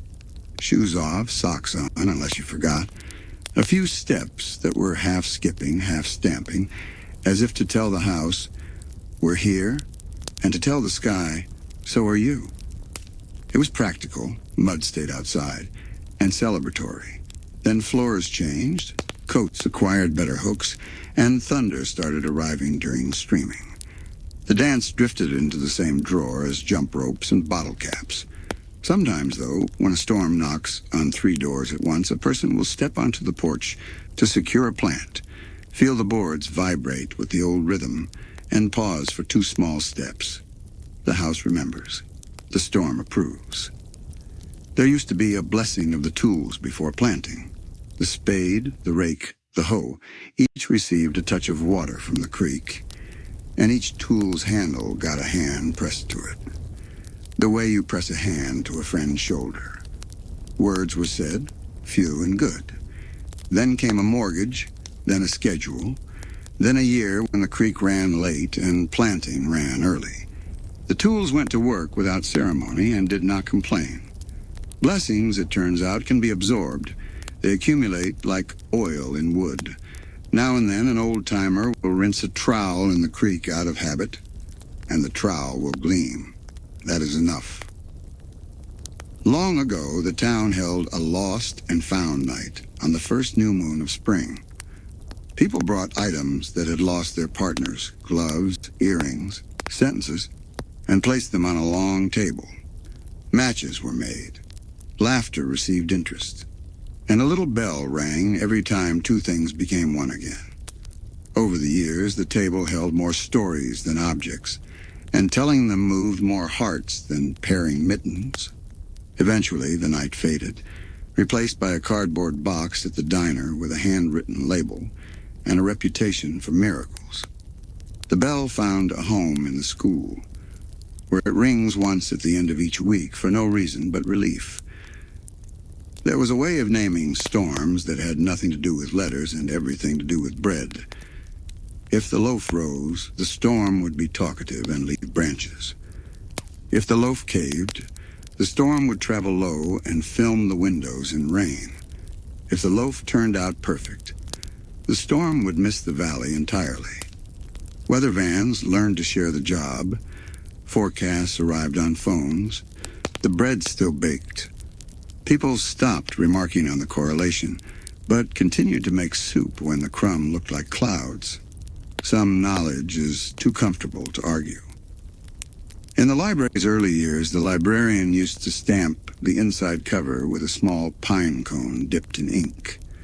The impression never looked precise. It looked like a memory of a pine cone smudged at the edges. Over time, the stamp broke, was mended poorly, broke again. A new stamp arrived in a padded envelope shaped like officialness. Dates became digits that lined up straight and proud. The old ink pad dried out and went into a drawer with paper clips and a pencil that does not write unless it likes you. Now and then an old book returns from an attic with the pine cone inside, faded to the color of satisfied tea. The librarian smiles at it the way people smile at the handwriting of those who taught them. Once the town placed a small saucer of milk near the woodpile on the first of each month. It was not for anyone in particular. It was for the idea of help. If the axe kept its edge, if the kindling caught, if the logs stacked themselves with minimal bickering, the saucer got refilled that night with something sweeter. The practice dwindled as chores changed. The woodpile became a log delivery, then a thermostat setting, then an LED programmed to suggest flame. The saucer, when found in a box 20 years later, went into a kitchen where it holds 4 paper clips and a courage button. On some nights, the button glows faintly. That is its way of participating. There used to be a quiet pause at the bridge, a touching of the hat, a slowing of steps. Not compulsory, not demanded, but offered by the bridge as a reminder that crossings are events, even when they are frequent. Cars learn new habits. Feet learn to race the light. The pause thinned. Even so, on fog mornings, People still feel the river take their measure as they pass above, and some nod without knowing they have, and the bridge accepts this as just enough. And there was a supper once a season, where everyone brought something that didn't quite work. Bread that wouldn't rise, a stew that chose the wrong spice, a salad made by someone who doesn't trust leaves. The rule was that you must eat what you brought, and love what someone else brought. The evening produced laughter that did not need to be clever, and forgiveness that learned how to season itself. Later came shows that teach perfection, and phones that contain pictures of meals that may never have existed. The dinner faded. In its place, a shelf appeared at the back of the diner labeled Almost Right. On it, pies whose crusts slumped at the edges, cookies that forgot their shape, a loaf that sighs when cut. They are half price and wholly good, and the sign underneath reads, Taste of Trying. Letting go is not loss here. It is adjustment. The gentle kind that houses make when a new child learns the stairs. The town keeps what carries heart, sets down what has done its work, and stores the rest like summer in jars on the high shelf, reachable with a chair and intention. If your eyes have closed, the chapter has done its job. We will keep walking when you return, toward a trickster made of angles and attention, toward horizons that look like doors, toward the everyday magic that keeps mugs warm and socks matched. For now, the quilt of the year is folded over you. The thread is strong. The night is kind. Triangles are the simplest shape that can still make a room nervous. 3 lines, 3 corners, 1 eye if it chooses, and a habit of being seen in places where no pencil has passed. In Gravity Falls, the triangle is less a symbol than a weather pattern. It arrives when attention gathers and leaves when certainty does. The earliest stories are careful. They do not say his name, they say the shape. They say a corner in a nightmare turned and looked back. They say a chalk scrawl found on a barn beam that wasn't there at breakfast and was gone by noon. They say a stovepipe hat sketched by a child who had never seen a hat like that and colored in with a patience no child sustained for anything else. The ledger lists these things without panic, the way one lists tides, recurring, inconvenient, and not to be argued with. Bill, there we have said it, behaves the way lightning behaves if it were granted the right to bargain. He prefers thresholds, the second before sleep, the moment a match almost takes, the hush between a question and its braver version. He is older than our word for older, younger than our word for finished, and exactly the age that tricks like to be when they want to pass for truth. In the valley, he is not always present, but he is never absent. He's the splinter you can't see but keep feeling. He's the hung picture that insists on hanging half a bubble off. What does he want? The easy answer is more, a word that sounds harmless until you hear it echo. The better answer is attention shaped like permission. He does not knock. He tests hinges. He does not steal. He invites trades that look fair to the tired. He does not shout. He whispers until your own mind raises the volume. When the town speaks of him, it does so with a very old etiquette. Salt on the windowsill, iron by the door, laughter kept polished and ready. Laughter, properly used, is insulation. There are rules. There are always rules, though some people only learn them by breaking them once. Rule 1. Never finish drawing the eye. Leave it a circle without a pupil. An unfinished gaze is only a suggestion. Rule 2. If you must speak to the dark, use questions that end in kindness, not in need. Need writes signatures you cannot erase. Rule 3. Do not invite cleverness into grief. Grief wants company, not contracts. Rule 4. If you wake with your name sounding wrong in your mouth, drink water, say the names of those you love in order, and go sit near honest heat, stove, sun, someone's hand. The journals do not romanticize him. They treat him like weather with intentions.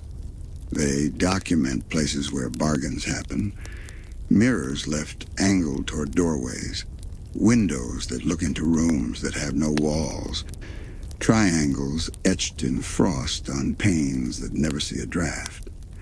They recommend ordinary acts with ceremonial care. Sweep, air the blankets, remove the chalk from your pocket when conversation turns to wishes. Call a friend and talk about pie. Triangles dislike pie unless it is their idea. And yet, because places like this hold opposites without breaking, there are moments when even his shadow is a teacher. Not the lesson of power, the lesson of boundaries. Children learn, once properly, that dreams with contracts are not dreams but corridors. And corridors lead where they were planned to lead, not where you hoped. Teenagers learn how to turn down an offer and keep their pride. Elders remember the shape of the world before shortcuts, and find themselves humming very old lullabies whose lyrics are just names of streets and the years they held. Sometimes he is seen in daylight, which is rude of him, but not unprecedented. A triangle on a hillside in the pattern of flowers, accidental, except that 3 bees remind you twice. A slice of sunlight through the shutters that insists on the wrong angle all morning, then gives up with a shrug you can almost hear. A stack of plates in the diner that should wobble, but instead balance perfectly in a way that feels like a dare. When this happens, the town excels at doing nothing theatrical. They go on stirring. They go on sweeping. They tell the next joke quietly, and the plates decide to remember gravity again.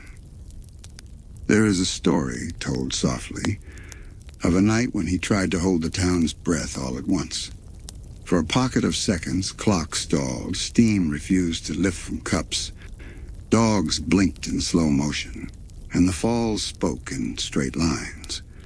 Then the bell rang one time from the church without wind and without permission. That single note passed through the trees, down the streets, over the water, into the stovepipes and the sleeping lungs, and everything restarted with the mild annoyance of a house after a power flicker. The bell was not louder than him. It was older. Age is not measured in years here. It is measured in uses. If you are listening in bed, if the room is kind to you, you may be tempted to peer into the corner where the dark is thickest and ask it to blink. Don't.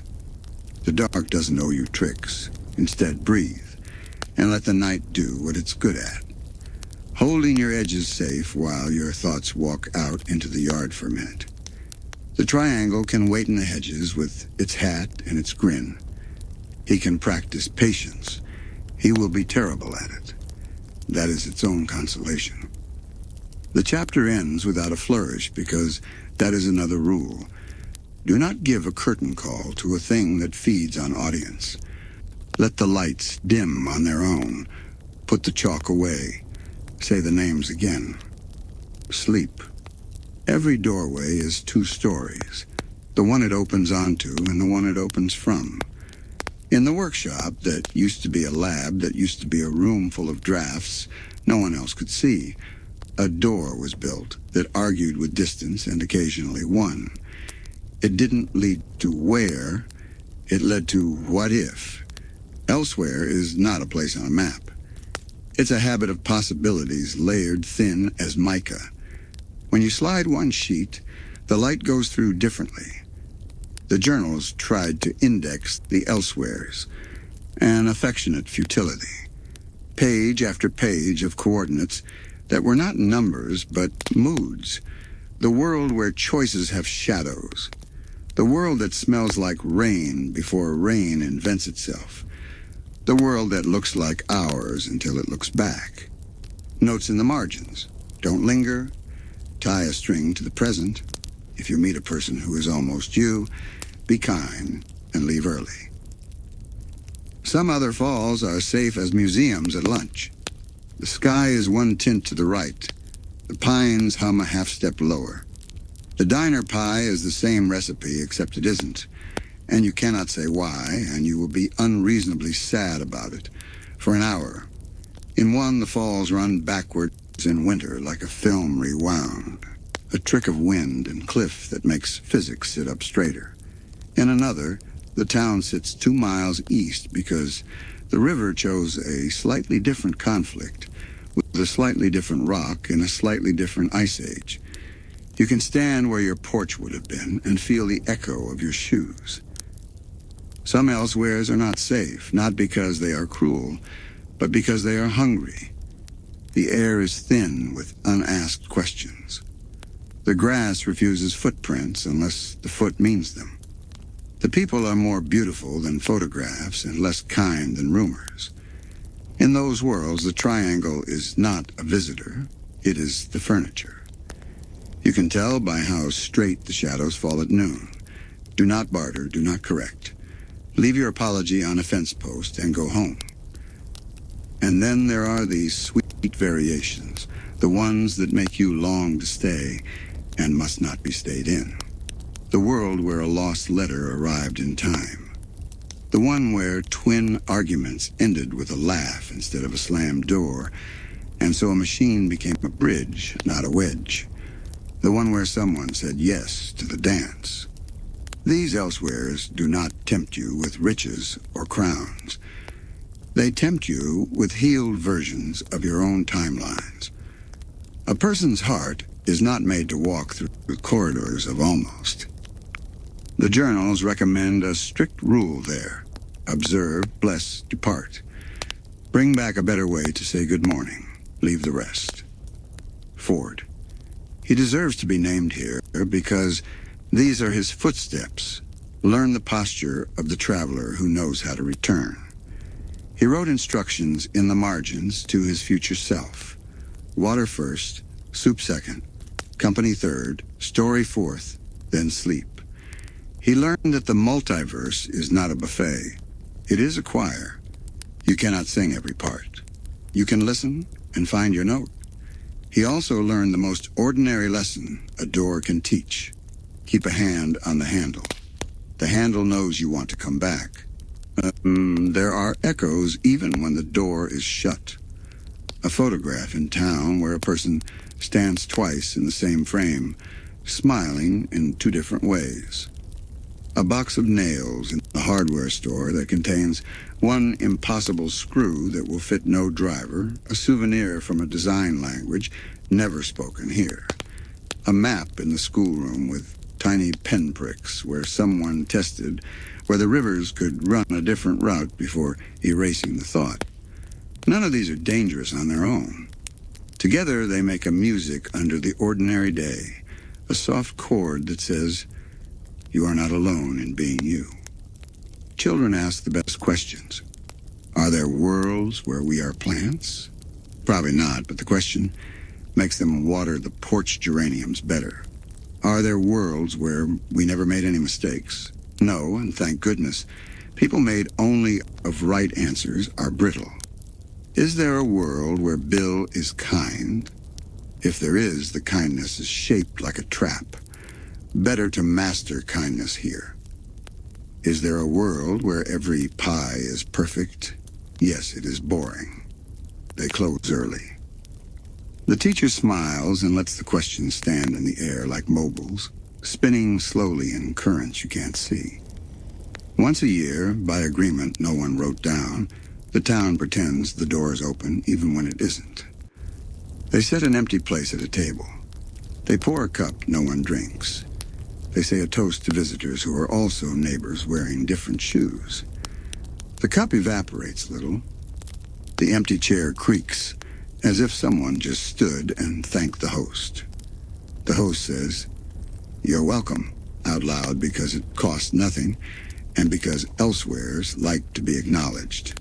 Then they eat and tell the same stories, slightly differently, and discover new laughter in old places. The door, wherever it is, hears them and approves. If this chapter makes your head pleasantly heavy, Good.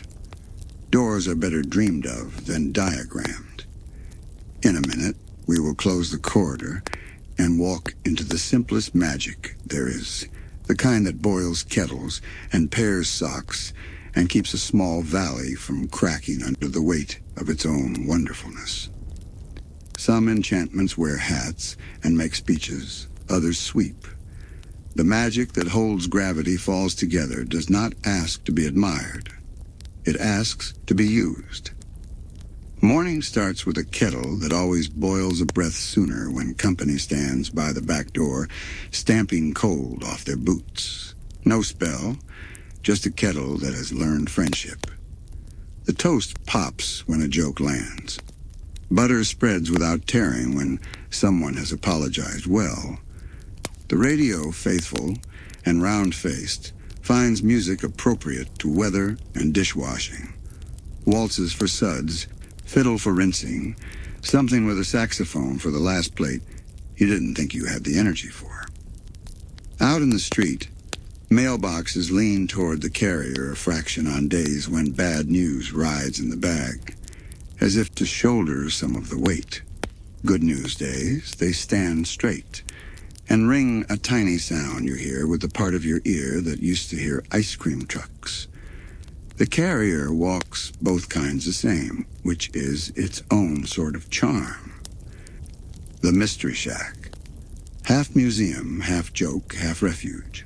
A building delighted to be bad at fractions, has props that behave themselves because a large-hearted man asked them to, not because he made them afraid. The gags work better when the kids who take the tour have already been told they are brave. The register sticks only when the coins on the counter belong better to the jar marked for a neighbor's new roof. The gift shop lighting is unphotogenic on purpose. It prefers memories to pictures. At the diner, the pie carousel turns at precisely the speed required for a person to make a good decision. Too fast and regret. Too slow and self-denial. Just right and cherry. The coffee knows your grief and adds a grace note. The booth by the window warms a notch higher when two people sit sorry across from each other. The waitress, who has watched storms form and dissolve in cups for decades, writes the bill like a benediction and places it upside down so you can finish your sentence before counting. In the school, chalk refuses to squeal unless a lesson is being taught the hard way for the wrong reason. The library smells like hope on rainy days and like answers on Tuesdays. The librarian knows which book to hand you, and the book knows which page to fall open to. And you pretend to be surprised because it is polite to pretend. And the librarian pretends to believe you, so you won't feel like the world is reading your mind when in fact the world is just listening. Porches keep promises. Steps settle into rhythms that match the family's feet. Wind chimes ring out of tune only when a letter is misaddressed. The front door sticks for exactly one season after a lie has been told inside, then forgives if the truth is invited to dinner and fed first. Brooms lean in the corner with an eagerness to be useful that borders on comic, and the dustpan does not complain about repetition, even when repetition is the whole point of the day's work. The falls themselves keep three magics, all in plain view. First, they never grow bored of falling, which is a sermon no one minds hearing daily. Second, they make mist that turns sunlight into a thing you can almost touch. And on mornings when doubt is heavy, if you walk through that mist thoughtfully, it will comb your doubt like tangles out of hair. Third, they speak a word that the town has learned to hear in everything. Yes, not to every request. No place survives that. To every attempt. That is enough. There are small guardians everywhere that you will miss if you look only for capes. A stop sign that insists gently for the sake of the dog that is about to chase a leaf. A patch of moss on the rock by the river that invites you to sit only if your worry can be folded smaller than a hand. a jar of nails on the workbench that refills itself very slowly in proportion to how many repairs are done for a neighbor without a ledger entry. A pencil on the counter by the store's phone that never runs out during bad weather. Even the wind minds its manners. It does not slam a door unless the argument inside is over the wrong thing. It does not blow hats into the creek unless the owner needs a short jog and a laugh. It does, however, carry secrets out of houses that have decided to stop being houses and start being history. That is why the old place on the corner smells like letters even with the windows open. Secrets prefer the long way out. People, too, practice magic by accident. A nod to a stranger at the market that keeps a day from collapsing. A borrowed ladder returned with one rung tightened. A babysitting swap that invents an evening and revives two marriages. A note taped to a lamppost. If you are looking for your courage, it's with me. Come by the diner, I'll give it back and buy you a slice. These spells require neither wand nor Latin. They require intention, measured in teaspoons and repeated exactly as needed. At night, the town tucks itself in. Curtains meet politely in the middle. Lamps dim not to zero, but to later. The roads yawn and stretch. Coyotes write their sharp cursive along the ridge. Owls add commas. The clock in the diner, true to its ways, loses 8 minutes with benevolent stubbornness so the dark will have somewhere to put its extra thoughts. Somewhere the bell rings once, the way a friend clears their throat before saying, "I'm here," and someone miles away feels less alone without knowing why. If you are drifting now, you are practicing the town's finest magic, trusting that things will continue kindly without your supervision. That is the strongest spell a place can cast. It does not tame chaos. It teaches courage how to rest. Dawn is not a stranger here. It knocks softly on every window and waits. The fog edges back into the trees like a tide polite enough to tidy after itself. The road that brought you in uncurls from the ferns, remembering the shape of your steps. Somewhere a kettle anticipates a hand. Somewhere a journal feels the weight of a pencil and is content simply to be closed for now. You stand again at the wooden sign, the one with letters that smile. The town stretches, roofs, porches, the big shoulders of the pines, and settles into its morning. You could stay. The valley would make room, it always does. But leaving is also a way of loving. Towns are not museums, they are conversations. And good conversations end before anyone raises their voice. So you look back.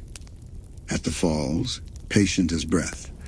At the streets, stitched with small errands and large kindnesses. At the house with the stubborn chimney that forgives winter anew each year. At the diner, where pie is a pronoun and coffee is a verb. At the sky, which will keep its own counsel and yours. Take what you can carry without hands. The rule about unfinished eyes. The habit of saying names in order. The sense that other doors exist, but the one that matters opens from your kitchen into your day. Take the word the water taught you, yes, not to every wish, but to every worthy try. Take the practice this town knows better than any spell book, attention with manners. When you return, and you will, whether by road or by memory, the gravel will greet you with the same small complaint.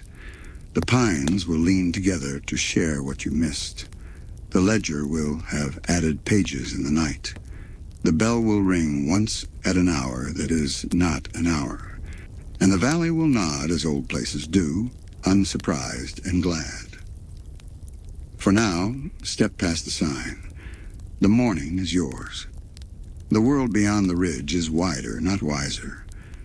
Carry this place like a lantern cupped in both hands, light facing inward so it warms you first, and outward so it invites others. Walk kindly. Speak softly where softness is brave. Laugh when triangles try to make you into someone who bargains instead of someone who loves. The falls say yes again. The town answers with breakfast. And somewhere above the tallest branch, the sky ties off the night like a perfect knot you don't need to learn to make. Close your eyes a moment longer if you like. The day can wait for you. The valley taught it how. Sleep or wake or hover in the doorway between both. Either way, you are carried. Good morning. Good night. We'll keep your place.